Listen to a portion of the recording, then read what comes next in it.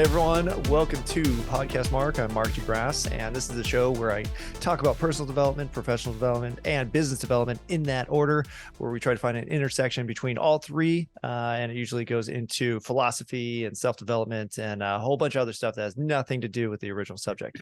Today I have Mark Stern, friend of mine. He's in the print business, which I think is fantastic. I have a magazine, and that's kind of where I started with all of my entrepreneurship stuff was print. So I'm always happy to see somebody else who knows the value. And Mark's company actually creates boxes, custom boxes for companies to basically execute the entire journey that we try to teach with digital marketing physically with like a box of things. And super professional.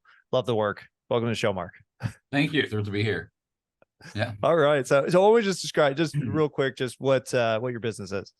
Sure. Yeah. So Custom Box Agency, you actually did a really nice job with that intro. So thank you for that. We so anchor everything we do on the customer journey. And the reason for that is, the more we've delved into businesses, the question I always ask is, do you truly understand what it is you're asking your customer, your clients to do?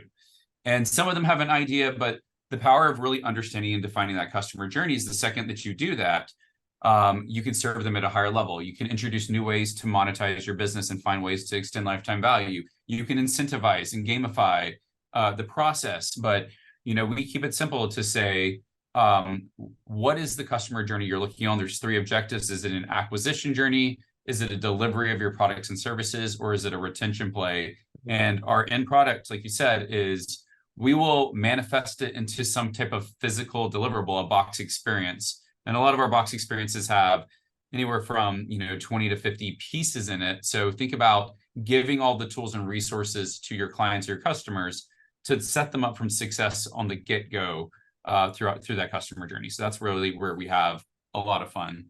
I love that. Well, it's kind of funny because people don't really understand just how much you should program that journey. I think it's it was surprising to me when I really started diving into marketing. I'm like, oh my gosh, you can control literally every aspect of the experience if you just sit down and think about it. And I think for you probably do as much business development as you do, marketing for companies, sending these boxes out, because very few companies have actually thought about that. It's just kind of, marketing, whatever. Yeah. And I think that there's like the cool thing about direct mail versus like an email, and you see this email outreach, is just the stats just show open rates. Email open rates are so low because we get so much email. When you get something physical in the mail, you have people's attention. They're going to open that box. They're going to go through it. So you'll see open rates of 80 to 90% because people get so excited about getting something physical. It's just a different, It's a new opportunity for such a legacy system. It is. Like before internet. Well, it's funny. I was about to say that, like, before the internet, we used to laugh about like, oh yeah, email versus a letter. Like, who sends a letter anymore? That's so lame. And now we're going straight back to letters. And I'm like, oh, I love getting letters and stuff in the mail. Man, and just to see how people are innovating with it and then pulling it back to a digital experience, like the sky's the limit. That's so cool. Well, we won't talk the whole time about it because we'll probably do a business focus, but I love your journey because I think it shows just how much people can transition and change if they just decide to. Because I think a lot of times, especially really guys like us, where it's like you get so set on a path that you're like, well, I said I was going to do this thing and I'm going to take it to the limit and I'm not going to stop and I'm just going to go forever. And you were actually able to break out of. Well, it sounds funny, but you broke out of this super successful corporate career to start a business. But that was a huge decision. It took a ton of bravery. So you want to just walk through just briefly what led up to that kind of transitional moment? Dude, it was like, it's such a mental game too. Because I was raised in Alabama. So born and raised in Montgomery, Alabama. And everyone around me was just like me. And you're just taught that, you graduate high school, you go to college, you graduate college, you get the job, then you go to grad school, and then you have the dream job and the picket fence in the house and everything. And that's life. And like, I was like, I'm going to crush this journey because I went to the extremes and did it all. Like, I had the dream job after high school. I got my MBA at Duke. Then I had the dream job after Duke, and life was good, but it was 2012. I graduated with my MBA. I was $165,000 in student loan debt and was locked into a 2-year commitment with a consulting firm. And you have this moment that you're just like, I have done everything of what I thought was the path, And is this really it? Like, I feel trapped in my corporate job. I feel so much in debt, and this is supposed to be, You made it. life as we know it. And I didn't know any better, but I got exposed to digital marketing. This is in 2013, which is crazy to think that more than a decade ago. And I remember going to this conference and everyone knew about this digital marketing world, and I was such a fish out of water. But it was like the realization that there's other pathways to living a fulfilling life. And it took me until 2018. I went to every digital marketing event. I consumed everything. My corporate job, by like contract, they owned everything I produced in and out of the firm. So I legally could not have a side hustle. If I wanted to start a business, I had to quit the job. And kind of this balance of, I have all this debt. It seems like the most irresponsible thing to leave a corporate job that's paying for me. But I have this inner desire to be an entrepreneur. And where it came to was, I don't know, this was at the end of 2017, just had this realization that if I don't leave this job, it will kill me. And I think that was kind of the catalyst to say, what are you waiting on? The reality is my brain is so cluttered with this corporate job. If I let it go, then I can free up that mental capacity to create. And I think that, I mean, you share this too, because I know you're a creator. I know you like to tap into that creative elements. But the second I released the corporate job, I had no idea when I quit corporate America that I would do what I'm doing today. But I knew what I loved, and I knew I would find the clarity the second I released that pressure. And not only did I figure it out, but I paid off my student loans within the first year of becoming an entrepreneur faster than when I was in corporate America. And the sky's the limit. But it's such a mental game making that shift. Oh yeah. Well, it's super brave, as far as I'm concerned, because to say like, hey, I have a stable path, this journey is set, I know the destination, I know all these things are going to happen and it'll be fine, but being completely unexcited about it was where you said like, oh my gosh, this is going to kill me if I keep going like this. And I think I didn't have it, it wasn't that extreme, because I knew how I was with corporate since I was like 15 or something. I'm like, no, I don't see myself doing that. I always looked at my dad. My dad worked for, Boeing and Hughes and Raytheon and Rockwell Collins. He was a computer engineer. And I used to see him. I'm like, and I admired him. I still admire him. He's up at 4 a.m. or 3:30. Like, he'd leave for work at 4. He's like, well, it's quiet in the office. And so that's why I get the real work done. And then he works until 6. And I'm like, man, that's brutal. But he loved his work. And so for him, it wasn't, a chore. It was like, yay, I gotta go do the thing that I love. I'm like, man, that's so cool. But I could never, ever do that, because I can't even imagine that. Like, my longest job was probably digital marketer at 2.5 years. Yeah. I'm like, this is enough. But to make that realization and just have everything set and know where you're going and be able to basically predict the rest of your life. I mean, to say like, you know what, I know this could be fine, but I'm not going to do that because it's boring as hell. That's what I would say. Man, no, but it's crazy because like my story is, I'm so loyal. I had one job before business school, that from undergrad to business school, one job, and then one job after business school that was up until becoming an entrepreneur, because I just go like all in. And I think that the realization I had is, when you work in corporate America, you're only as good as the bracket that you're hired into. But when you're an entrepreneur, those brackets are removed, and the only thing that holds you back is, what's between your ears. It's yourself. So I think that realization to be like, wait a second, I can do whatever I want, and no one can tell me no. So if you have that big, bold vision, you can go after it in a very different capacity than hired into this job bracket in a corporate job.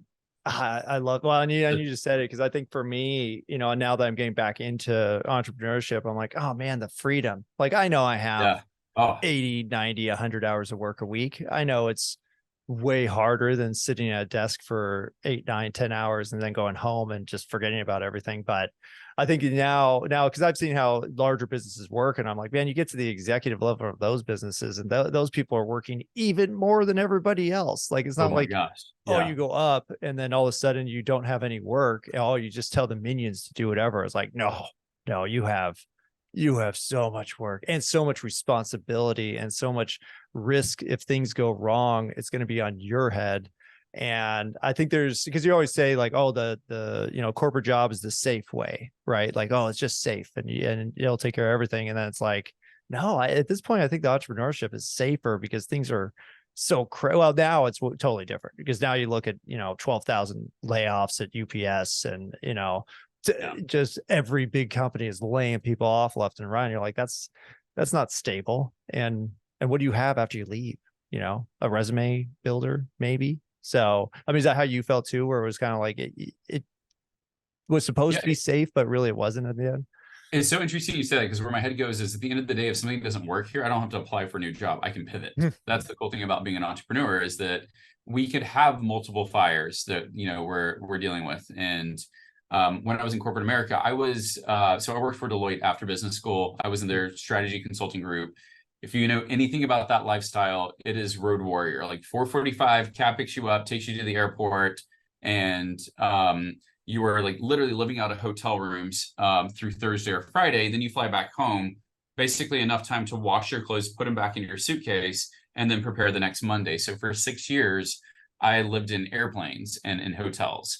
And so like the higher up you get on the ladder, you nailed it, is I'm looking at the partnership and people who are partners in the firm, and their lives don't get easier because they're higher on the corporate ladder. It's worse. And that's kind of where I'm just like, this is already taxing on my body, living in the airplanes as much as I have, that I just can't imagine like ascending up. You become a partner, and guess what? When you become a partner, there's a new corporate ladder, because there's an entry partner and a seasoned partner. So now you're kind of that analyst fresh out of undergrad all over again, trying to prove yourself in the partnership. And so that stress, and it's just, I don't know, it's not a 9 to 5, it's a 24/7. You never shut off. So when people tell me they want to escape the 9 to 5, I'm like, that sounds amazing. Like, you could be done at 5, but the very nature of me is, when I like what I'm doing, time is irrelevant, because I like if I get excited, like it's just something that, like, thinking about working on it doesn't take the same mental capacity as where I was in corporate America. It's just a different, Oh yeah, well, it's that, when you're doing motivation. something you like and that is going to pay off. And that was always my problem with the jobs, because it's like, even best case scenario, you get some kind of revenue share, or you get some profit share, or you have stock in the company, and then the performance of the whole company kind of matters. You're like, oh man, I can have a big payday someday, or maybe the company will sell someday, I'll cash in. But even then, it's like, it's such a unknown, and it's so, who knows, because the company could either fail next year, or it could be sold, or nothing can happen. And for your income, you really don't have too much effect on any of those outcomes. Like, you're completely at the will of, the person in charge who makes that big decision. And so I never felt comfortable with that. And I've never been one that was motivated by like, oh yay, stability. That's something. I'm still breathing, And so I think for, but you do have to have bravery, because it's like, not only do you need to know enough about business to start a business, but you also have to, understand the flexibility and the energy and the creativity and, all these different aspects that you need to actually make a small business work. Because, I hate to say it, but the whole statistic of like half businesses fail in the first 3 years, I'm like, no, it's like 99% businesses that fail. In random times in the first 3 years. So, when you were starting your journey and you were kind of making that leap into it, how did you discover the thing that you were going to make? Because I think that's everybody's big question when they're thinking. It is such an accident. Like, when I was transitioning out of corporate America, I heard about something called a virtual summit. So this was back in 2016, 17. And I feel like the virtual summit model, especially with COVID and virtual events, the whole process has evolved. But I was like, I can host my own virtual conference and interview all these. It was a perfect excuse to get in front of all these influencers, and start to build a relationship with them and build my own platform. But I could walk away with this. And some of the people were walking away from these virtual summits with 1,000, 5,000, 10,000 leads out of the gates. And you have all this content. So I was like, this sounds like a really powerful way to kick things off. And that model was, you interview like somewhere between 30 and 40 influencers. You organize this whole event that's like a couple of days. I think mine was like 5 days long, and each day you release a new subset of speakers. And that was like the old school summit model. I did it exactly how it's like the textbook version of it. And while doing it, I was like, this is overwhelming. This is stressful. It's a lot of information that I'm dumping on my customers. But I was like, it would just be so much better if I could just send them something in the mail that like literally helped navigate the content.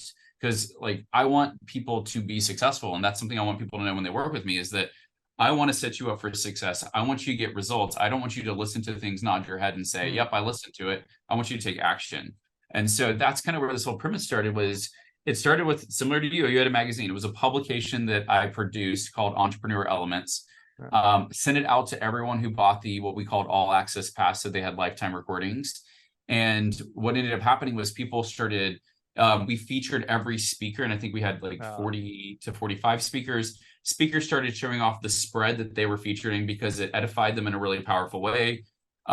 People who received the like participants were presenting it to their Facebook groups, and I was just seeing all this organic traffic from this publication that I had put together. And that was just like, okay, there's something interesting about tying physical and digital that I'm not seeing. And so the next summit I did had 10 people. We built a whole box experience. It was all about high ticket selling and helping you build your high ticket offer. And I was getting an average of somewhere between 4 and 7 minutes for unboxing videos. And they were selling my product for me. So those who participated and bought the all access pass and got the box, all of a sudden we're showing off this box. And unboxings are one of the top 10 most popular forms of video. But that was it, was that anytime you do something digital, you need to tie it with something physical because it elevates the experience in a really powerful way. And that's where that got started, was that the business that we built was all about how to launch a virtual event.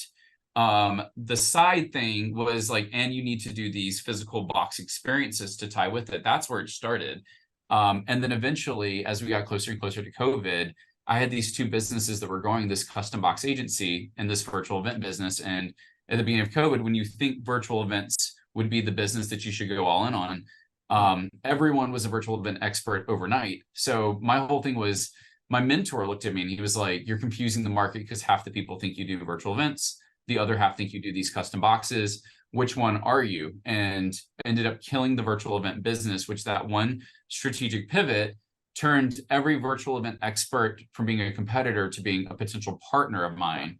And that simple pivot to show like our unique proposition with how we thought about how you can elevate that experience with physical really set the foundation for where we are today. So that it's just crazy how that little pivot, this accidental business, has now panned out to be the strategic opportunity across so many different industries and verticals. Imagine a world where your brand transcends visibility, embedding itself into the consciousness of your customers. Welcome to the AI Branding Bootcamp, where this vision becomes reality.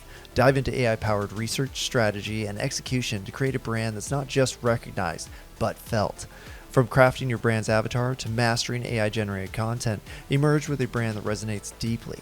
Ready to transform your brand into an unforgettable experience? Join us at the AI Branding Bootcamp. The future of branding begins now. I love that. Well, and I think that's actually the way I think you can make any business venture more successful, is having that like general premise in mind and then letting the solution kind of present itself just by trying things. Because I think one of the big mistakes a lot of people make is like, oh, I've never made a business, but I'm going to make the best, most perfect business right out of the gate. And then they do a bunch of crap and you're like, man, you were spending way too much time on stuff that just doesn't matter. You need to go outside and try to sell something. And so they make this structure, and then they're bound by this structure that was probably not a good structure because they'd never done it before. And then they had zero flexibility when it came to like actually learning what was going to sell and developing something. So it sounds like you just skipped all that. Incredible. Well, you're just super smart, so I get it. But but most people blow it like right out of the gate. But you did the exact opposite. I mean, and it took a good solid 2 years in the journey to like get to the clarity of like, this is it. But like some of you said, I don't know if I mentioned this to you before, but I would love, and if I don't do it, someone needs to do it out there, like to like launch a YouTube show that all we do is interview entrepreneurs, but through the story of all the logos that they've had throughout their entrepreneurial career. So imagine like going back to the first, because I have some products that I'm like, what was I thinking to create a product that's not a business I'd want to do. So just to talk about the story of like all the different things that we attempted along the way, because I think we all have those those stories of how Well, many logos have we had built throughout our career? honestly, it's really marketing's fault for a lot of people's misconception about business, because everybody, like, they just have this vision of like, oh, I'm just going to start this business, and media too. Because I was, have you ever seen Emily in Paris? No, I've not seen it. Okay. So I Emily in know it. No, Paris, I've not seen it. yeah. No. It's basically about this marketing girl. She gets transferred to another, marketing office in Paris. And then she's the American, and she's trying to make her way. And like literally everything she does goes viral. And it's like the lamest stuff. And then she's like, what if we just did this? And she's like talking to Louis Vuitton about their marketing plan. I'm like, no, that's not how anything works. If you went into marketing and you're expected to like sit at the table with the owner of Louis Vuitton or something like that, and then you're giving them advice on marketing, like, no, this is insanely dumb. But the perception is that like, hey, you're going to be an all-star at something, you're going to launch, everybody's going to love it no matter what you're doing. And that's how it's going to go. Instead of, like you said, it's like, no, we have a line, just dozens of terrible things that we created, and then the one worked, or the opportunity presented itself. But really, I think you said it first, which is just being flexible and being like generally having an idea and then letting that develop and running it by. Actually, let me ask you that. Did you, before you kind of launched the box business, did you run it by like a, I don't know, focus group, or how did you test the concept, or you basically like, I understand and I'm gonna just do this? So I'll tell you the story, because actually this is like it's so, like such a, and thinking about this, I was like, I don't know if you ever think about your like past self and like, he was so smart. I don't know what made him do that, but like, good job, Mark.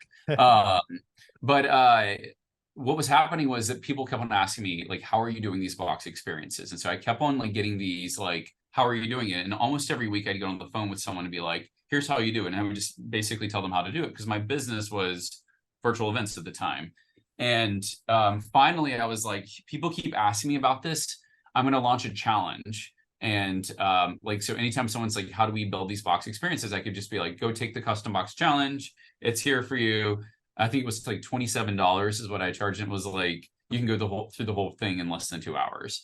And what ended up happening was like, I went public and I have a little Facebook group, and I was like, hey, help me build out this challenge. And the Facebook group, I had like interviewed experts and brought people in, and like they were there watching the challenge get built for 30 days. I think this was the full month of November 2018, right before, or 2019. And they were engaged in the creation of it. So when I opened cart at the end of the month for the product, once it was ready to go, because so many people were part of the creation process, I already had all these live active buyers ready to go. And when launch day happened, this is what I like, when I left corporate America, I bought this souped up MacBook Pro, fully loaded, not even a year old. And the morning of launch day, when I was going to turn everything on, dead.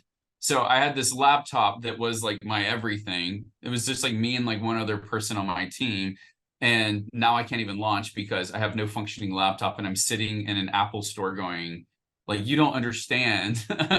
I'm supposed to be launching right now, and my laptop won't even turn on plugged in. And it was like one of those blessings in disguise, because that created more pressure, because the people who had been with me through that journey all of a sudden started getting loud saying, where do I buy? Where do I buy? Take my money, because they were so ready to buy, which got other people's attention to say, what's going on to buy? And was able to launch the day later.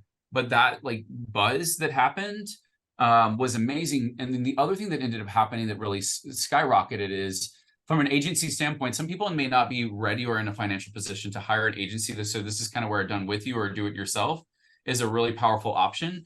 And all the people who went through the challenge, even if they were not ready for our agency services at the time, they became the ambassadors. So anytime someone said, who does these boxes or who does these box experiences, I had so many people who had gone through the challenge that all of a sudden they became the ambassadors to promote Custom Box Agency, which was a side effect of doing a challenge. And again, this was like a $27 challenge, but that's like the best thing I could have ever done to get other people to really start to promote for me. And so that's what started this spiral. And then COVID happened, and we started having people say, we're ready to do it. And once you get that first proof of concept, all of a sudden things get so much easier because then people want you to do it again and again and again. And before you know it, we've done since 2020, well over 100 of these experiences, and we really get into our clients' business. And we've advised on hundreds, if not thousands, of other box experiences in the mix, but it all just happened because of these smaller steps that were taken. I had no idea that the business would evolve the way it has. But yeah. I don't think it can any other way, because the more I've kind of thought about it, the more I'm like, man, unless it's like a naturally occurring organic process, you're really forcing something, or you're trying to sell something that wouldn't really be sold unless you were making this much effort on it. And those products are, I mean, I've seen it happen, because I knew what's his name? David something. He invented the Swiss ball, which was like the the Bosu ball. It was the half Bosu ball, Swiss yeah. ball. Yeah, so the Bosu ball, and this guy, David Weck, that's his name. And I was like, how'd you do this? He's like, I got in my car and then I went to every gym in California and every school of, every physical training school. And then he pitched it and he pitched it and he went to like 1,000 times. I did 1,000 events, and then all of a sudden it became a thing. And I'm like, that's literally the only way that you could take something that doesn't exist and make it a thing, is by physically getting out there and doing it. Or you could do what you did, which was try a few things, identify an opportunity, develop that opportunity, and then take advantage of all the work you've already done, which is so much more natural to me. But you have to have a lot of awareness. You have to have a lot of humility, because you're listening to the market. You're not, controlling the market. And so I think what you did sounds super easy, but it's way more complicated than that, because you got to get out of your ego and you got to, be willing to try things. And that's not easy. So it's crazy because, well, first and foremost, could you imagine though, like my idea is we're just going to have a really big ball and I'm going to sell this really big ball all over. But that just shows you that, like, you create the right story and the right opportunity. And now there's not a gym in America that doesn't have a Bosu ball. It's everywhere. And there's hospitals all over America that have Bosu balls. But I think the thing is, I wasn't listening to the market. They were asking me for what they wanted. How are you doing these box experiences? And I'm like, yeah. But my virtual event business, look at this. I like this one better. And then finally, it, like, once it's like, because it's funny, I think about, like, if you had told me years ago you're going to be having this business in boxes, I would have said, you lost your mind. Like, it's a box. But now all of a sudden this box can become anything, and you can truly leverage it as a key point of differentiation. But it took me a while to get there. And part of it was just listening to what people are asking for, and then being like, oh, okay, once it hit, then it was, like, it's funny because it's such the perfect business for me. But it wasn't the obvious choice at first. Well, and I think since you do like it and you enjoy the process and you enjoy all these things, and then like you said, it's not as much work as something else that you wouldn't like. I mean, you could have something that you don't like and it's not going to happen for like 7 hours, but that's coming up, and they'll ruin the rest of the time. And that's essentially what people do when they have a job that they don't like. It's like, how it's going to go, what's going to happen. Like, you don't have to, it's not a guess. Maybe some miracle happens and you start enjoying something that you hated, but most likely you should just need to listen to yourself, listen to the market, and take advantage where you can. Now, I would love to keep on talking, because I think we didn't even get to talk about the whole health side of business, but we'll have you back on soon and have that conversation, because I know we both had our journeys, and the impact on the businesses is just ridiculous. Like for me, actually, I didn't even start until I fixed my health problem. I wasn't able to go speak on stage at a bunch of different places, and now it's like cake. So we'll talk about that. But in the meantime, where can people learn about you and your business? Yeah, you can find me on Facebook. Just look at Mark Stern. Customboxagency.com is our website. You can check that out as well. Those are the easiest places to get there. I think we have a Facebook group as well that you'll be able to navigate to. But yeah, we keep it simple. Feel free to reach out to me directly. Awesome. Well, thank you so much, Mark. I always enjoy our conversations. We'll definitely get you back on. And, I love just the development of your business and kind of your whole journey. I think just shows people like, hey, if you just, be smart, really know how you're feeling, and then just go after it. Like, it's that part. is the most complicated part, but it's so simple. And I think you have a really good story to prove that's possible. So thank you so much for that. Appreciate you. Yeah, good seeing you. All right. And thank you so much for listening. This has been Podcast Mark, where we talk about personal development, professional development, and business development in that order. This time it was a little bit more business. So hope you enjoyed that, and come back next time for more.